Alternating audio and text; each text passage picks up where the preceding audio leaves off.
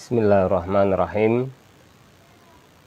Assalamualaikum warahmatullahi wabarakatuh. Alhamdulillah wassalatu wassalamu ala Rasulillah wa ala alihi wa sahbihi wa man wala, amma ba'd. Kaum muslimin, para jemaah sekalian, para salafiyin yang semoga kita semua dirahmati oleh Allah Subhanahu wa taala. Dalam kajian yang lalu, kita sudah menyampaikan, sudah membahas tentang adanya dalil-dalil umum yang menganjurkan zikir berjamaah. Jadi, para jemaah sekalian, zikir berjamaah itu ada dalil-dalil umumnya. Walau sebagian ulama Ahlus Sunnah tidak memakai dalil tersebut, karena memang masalah zikir berjamaah adalah masalah khilafiyah ijtihadiyah sesama Ahlus Sunnah wal Jamaah. Nah, para jemaah, di pertemuan yang ke-17 ini insya Allah kita akan sampaikan beberapa ucapan para ulama Ahlus Sunnah yang memperkuat dalil-dalil umum tersebut, bahwa secara umum zikir berjamaah itu dianjurkan. Setelah itu insya Allah kita gandengkan dengan zikir berjamaah setelah sholat wajib.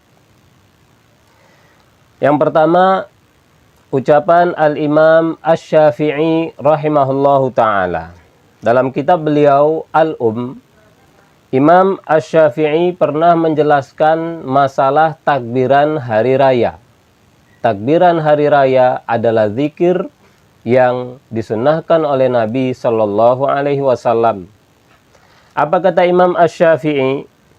Wa uhibbu idharat takbiri jama'atan wa furada fi lailatil fitri wa lailatin nahri muqimina wa safaran fi manazilihim wa masajidihim wa aswaqihim. Kata Imam Asy-Syafi'i, dan aku suka menampakkan takbiran bersama-sama.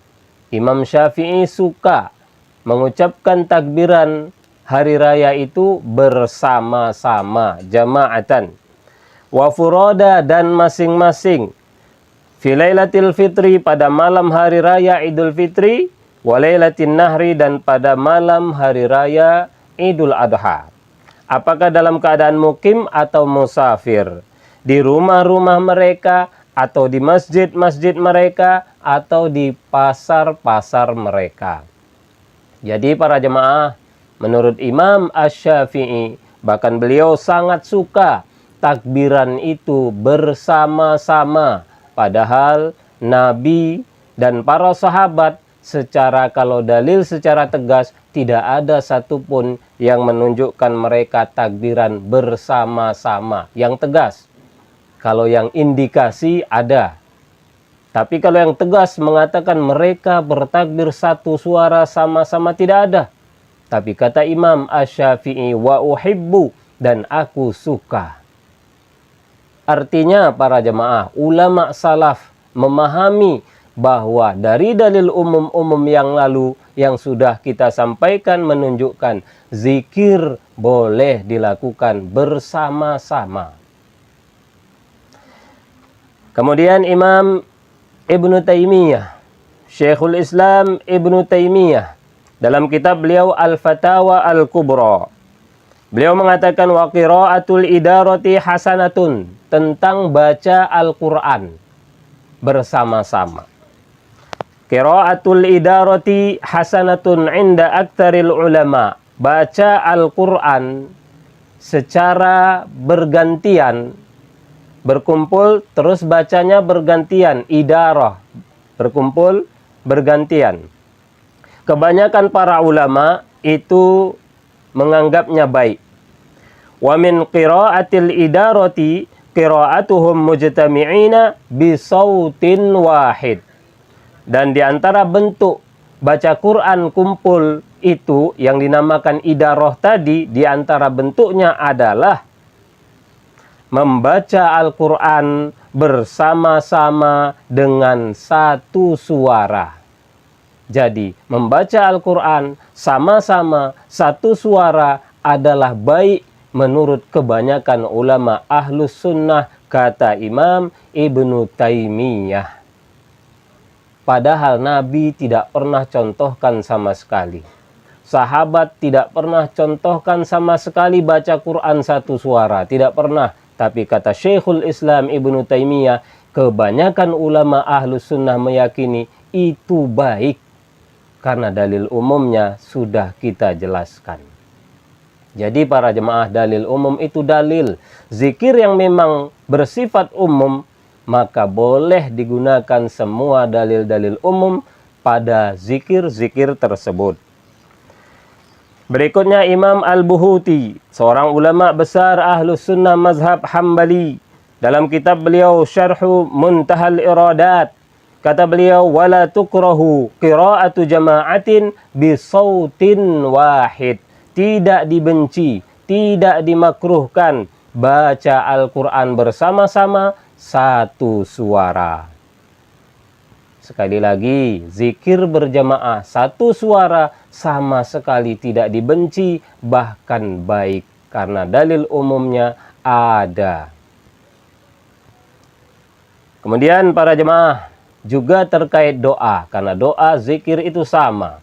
Bagaimana doa bersama-sama? Juga dalil umumnya sudah kita bahas, berarti baik dan dibolehkan. Walau Nabi tidak pernah contohkan. Syekh Ibnu Baz dalam Majmu' Fatawa beliau, kumpulan fatwa-fatwa beliau pernah ditanya tentang, beliau pernah menjelaskan tentang berdoa setelah menguburkan jenazah.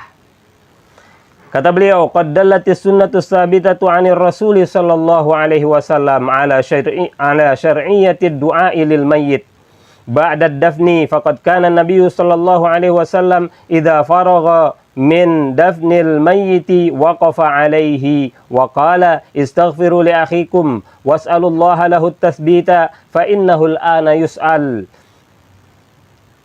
Kata beliau, telah jelas dalil sunnah yang telah tetap dalil sunnah dari Rasul sallallahu alaihi wasallam, dianjurkannya berdoa untuk mayit setelah menguburkannya. Bahkan Nabi setelah selesai menguburkan mayit, beliau berdiri lalu berkata, mintakanlah ampun kepada Allah untuk saudara kalian ini, dan mintakanlah kepada Allah agar dia diberi kekokohan di alam kuburnya, karena dia sekarang akan ditanya.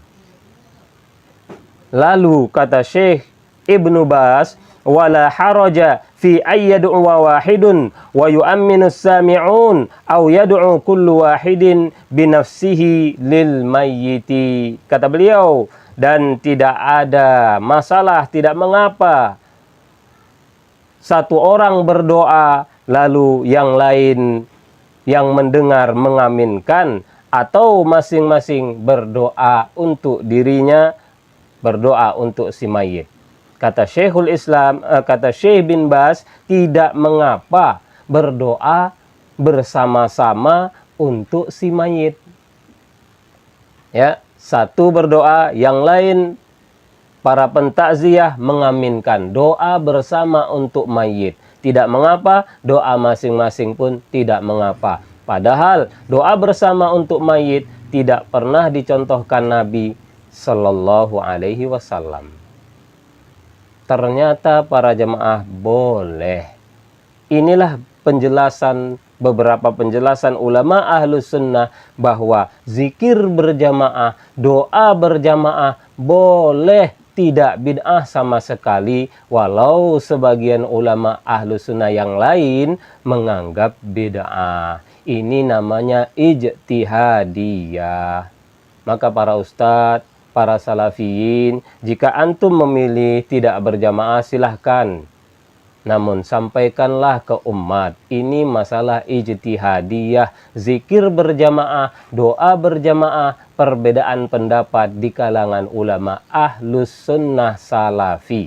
Yang zikir berjamaah, yang doa berjamaah, ahlus sunnah salafi. Yang tidak zikir berjamaah, tidak doa berjamaah, juga ahlus sunnah salafi.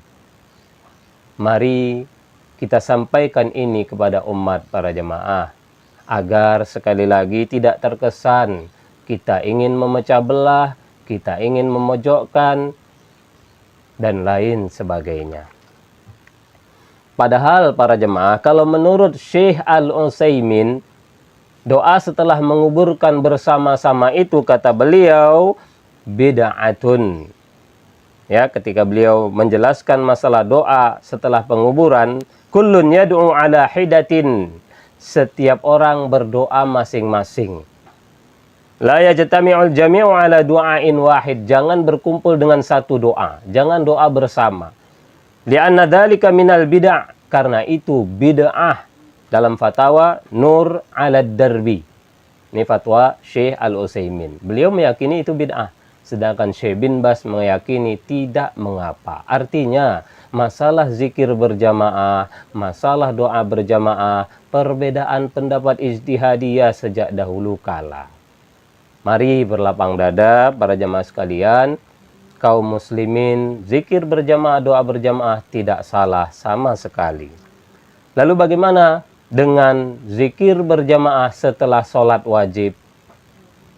Maka sebenarnya sudah terjawab para jemaah. Berdasarkan dalil-dalil umum yang lalu, dan berdasarkan penjelasan para ulama ahlus sunnah tadi, bahwa zikir berjamaah secara umum boleh dan dianjurkan, berarti zikir berjamaah setelah sholat wajib juga boleh dan juga dianjurkan. Para jemaah, apa dalilnya? Semuanya tadi. Zikir setelah sholat itu bukan bagian dari sholat. Itu sudah zikir umum. Tata caranya pun tidak khusus para jemaah. Kalau antum mau berzikir duduk silahkan. Kalau antum perlu ada kondisi tertentu zikirnya berdiri boleh. Kalau ada keperluan setelah salam antum pulang sambil jalan antum berzikir juga boleh. Karena zikir setelah sholat itu zikir yang bersifat umum. Lafat-lafatnya pun antum baca ayat kursi sebelum baca subhanallah 33, alhamdulillah 33 boleh. Setelah itu pun boleh. Karena memang zikir setelah sholat itu zikir umum para jemaah. Maka dalil umum tadi bisa digunakan. Artinya para jemaah, para ustadz, para salafiyin, ini masalah ijtihadiyah. Saya pribadi sampai sekarang masih memilih zikir tidak keras dan zikir sendiri tidak berjamaah. Namun saya sampaikan ini agar kita faham, ini masalah ijtihadiyah. Kaum muslimin, mereka zikir berjamaah setelah sholat wajib dengan suara keras karena memang dalil-dalil umum demikian bisa diterapkan. Sebagaimana tadi, zikir doa berjamaah setelah menguburkan. Tidak ada contohnya. Persis seperti doa zikir berjamaah setelah sholat wajib. Juga tidak ada contohnya. Lalu kenapa kita katakan bid'ah? Sedangkan zikir doa bersama setelah menguburkan kok tidak bid'ah? Harusnya sama para jamaah. Di Arafah doa bersama boleh kata Syekh bin Bas. Padahal Nabi tidak pernah contohkan. Kenapa zikir berjamaah, doa berjamaah habis sholat wajib kita bid'ahkan? Sedangkan zikir berjamaah, doa berjamaah di Arafah tidak bid'ah. Ini sesuatu yang aneh sekali para jamaah. Sama-sama zikir umum. Kenapa yang di sana boleh tidak bid'ah? Kenapa habis sholat jadi bid'ah sesat? Ini aneh para jemaah. Sama-sama Nabi tidak pernah contohkan, sama-sama sahabat tidak pernah contohkan. Kenapa di Arafah boleh? Kenapa setelah menguburkan jenazah boleh? Kenapa baca Quran sama-sama satu suara boleh? Kenapa itu semua boleh? Zikir habis sholat tidak boleh. Ini aneh sekali. Ini namanya menggunakan dalil hanya sesuai pendapat saja. Maka mari para jamaah, setelah sholat itu zikirnya umum, sehingga ketika kaum muslimin menggunakan dalil-dalil anjuran zikir berjamaah setelah sholat wajib, maka itu diperbolehkan, termasuk masalah khilafiyah ijtihadiyah. Para jemaah, apalagi ada satu dalil, satu hadis yang terkait masalah mengeraskan, walau tidak tentang berjamaah. Kalau tentang berjamaah, dalil-dalil umum tadi yang lalu dan ucapan ulama tadi menunjukkan zikir apapun yang sifatnya umum, bukan yang di dalam sholat. Di dalam sholat itu pun masih ada bahasan ulama yang umum setelah sholat, maka boleh dilakukan bersama-sama. Bahkan untuk habis sholat ada hadis khusus tentang masalah mengeraskan suaranya, yaitu hadis riwayat Bukhari Muslim dari sahabat Ibnu Abbas. Kata beliau, anna raf'as sauti bidzikri hina yansarifun nasu minal maktubati kana ala ahdin Nabi sallallahu alaihi wasallam. Mengeraskan suara zikir ketika manusia selesai sholat wajib itu sudah ada pengamalannya di zaman Nabi sallallahu alaihi wasallam. Artinya zikir keras setelah sholat wajib itu sunnah Nabi dan sunnah para sahabat. Tinggal lagi berjamaahnya bagaimana? Boleh, karena dalil umumnya banyak. Saya sendiri tidak melakukan berjamaah, dan saya tidak salahkan kaum muslimin, karena ini masalah ijtihadiyah. Maka mari para jamaah, para ustadz, teman-teman saya, para ustadz salafi, perbaikilah apa yang terlanjur antum sampaikan di ceramah-ceramah memojokkan amalan zikir berjamaah. Mari, itu hanya pendapat sebagian ulama, sedangkan dalil umumnya sangat banyak. Bahkan jangan sampai kita mengatakan orang atau imam yang zikir berjamaah setelah sholat dengan suara keras, jangan sekali-kali kita katakan itu mengganggu yang mungkin masbuk, atau yang masih sholat sunat, atau yang sedang sholat sunat, dan lain sebagainya. Jangan sekali-kali kita katakan mengganggu, karena itu sunnah Nabi para jemaah. Nanti seakan-akan kita menuduh Nabi dan sahabat itu mengganggu. Karena jelas hadis Ibnu Abbas, mengeraskan suara zikir setelah sholat wajib, itu amalan sudah sangat dikenal di zaman Nabi. Artinya itu sunnah Nabi dan para sahabat. Tidak ada istilah mengganggu, tidak ada. Jangan sampai itu kita lontarkan. Kalaupun itu ada pendapat sebagian ulama, silahkan kalau antum mau ikut, namun jangan katakan kaum muslimin yang mengeraskan zikirnya setelah sholat wajib mengganggu. Itu pendapat atau ucapan yang tidak selayaknya. Demikianlah para jemaah yang semoga kita semua dirahmati oleh Allah. Kesimpulannya, zikir berjamaah apakah setelah sholat wajib ataukah di zikir-zikir yang lain, doa berjamaah apakah setelah sholat wajib ataukah di doa-doa yang lain, masalah khilafiyah ijtihadiyah mu'tabarah, masing-masing ahlus sunnah wal jamaah salafi.